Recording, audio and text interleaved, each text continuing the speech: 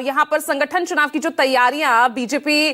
UP में जो चल रही है, क्योंकि प्रदेश अध्यक्ष का भी चुनाव होना है, इस पीडीए की काट कैसे ढूंढने की कोशिश करेगी इसके जरिए, संगठन चुनाव के जरिए बीजेपी क्या रणनीति रहेगी?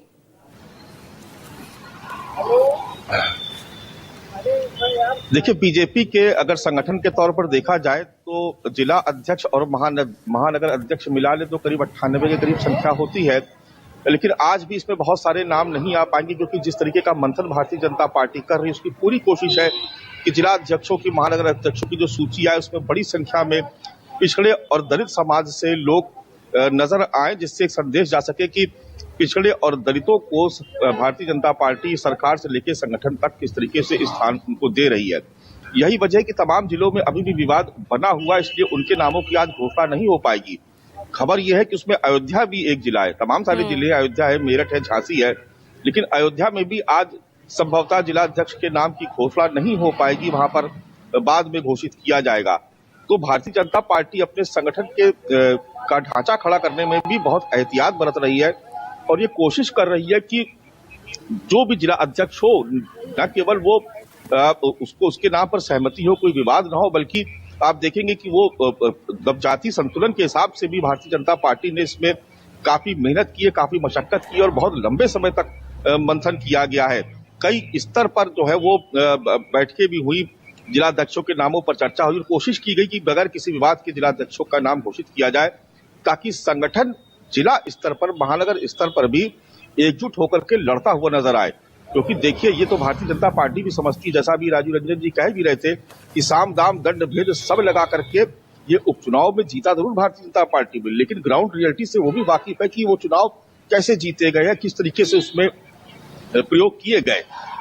जब 2027 का विधानसभा चुनाव होगा उस वक्त हालात बिल्कुल अलग होंगे और उस वक्त आपने क्या काम किया उसका मूल्यांकन जनता करेगी और आपका संगठन कितना मजबूत है, कार्यकर्ता कितनी मजबूती से अपनी पार्टी की बात, अपनी सरकार की बात आम लोगों तक पहुंचा सकते हैं। ये भी एक बहुत बड़ा विषय होगा, क्योंकि लगातार 2 बार की सरकार एंटी इनकम्बेंसी होना बिल्कुल लाजमी है।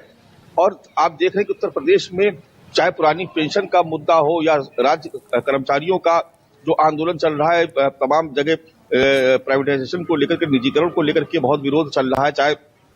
आप पावर कारपोरेशन में लीजिए, ऐसे बहुत सारे वर्ग हैं जो सरकार से असंतुष्ट भी हैं और शायद यही वजह है कि भारतीय जनता पार्टी की यह मजबूरी है कि उस तरीके के नारे लेकर के उपचुनाव में उतरी कि बटोगे तो कटोगे, एक है तो सेफ है, ताकि हिंदू मत है उसका ध्रुवीकरण हो सके सांप्रदायिक आधार पर। और आप देख रहे हैं कि उसी का ही एक्सटेंशन है ये जो आप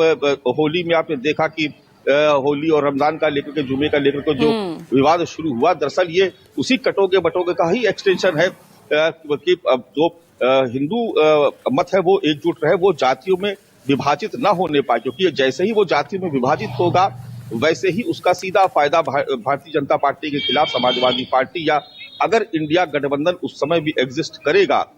तो उसको मिल सकता है। लिहाजा भारतीय जनता पार्टी अभी से ये कोशिश कर रही है कि संगठन से लेकर के सरकार तक जो पीडीए का फार्मूला है, वो जो जाति संतुलन की जो बात है वो नजर आती रहे। अब यहाँ पीडीए में पिछड़ा दलित तो दोनों में कॉमन है, लेकिन समाजवादी पार्टी के लिए वो अल्पसंख्यक है और भारतीय जनता पार्टी के लिए वो अगड़ा है, क्योंकि ये बात हकीकत है कि जो अगड़ी जाति के लोग हैं वो उसमें से 80% से भी ज्यादा लोग भारतीय जनता पार्टी के खाते में जाते हैं, चाहे वो वैश्य हो, यानी जो बनिया बिरादरी के हो, ठाकुर हो, ब्राह्मण हो, तमाम सारी जो अगड़ी जातियां हैं वो भारतीय जनता पार्टी का कट्टर समर्थक मानी जाती है। तो भारतीय जनता पार्टी के लिए पीडीए का मतलब पिछड़ा दलित और अगड़ा है। और आप देखेंगे कि आज जितने भी नाम घोषित हो पाएंगे, मुझे लगता है शायद 80 के आसपास नाम आज घोषित हो सकते हैं। ऐसी रिपोर्ट्स अलग अलग मीडिया के सूत्रों में जो बीजेपी के सूत्र हैं वो भी, और जो मीडिया की रिपोर्ट्स हैं वो भी ये बता रही है कि करीब करीब 80 के आसपास आज नामों की घोषणा हो सकती है। लेकिन बहुत सारे नाम आज भी रह जाएंगे जिनके नामों का ऐलान बाद में होगा। लेकिन आप देखेंगे कि जाति संतुलन आपको नजर आएगा। एक खबर और है जो बार बार कहा जा रहा है कि जो भारतीय जनता पार्टी का जो प्रदेश अध्यक्ष होगा इस बार शायद वो ब्राह्मण जाति से हो सकता है। लिहाजा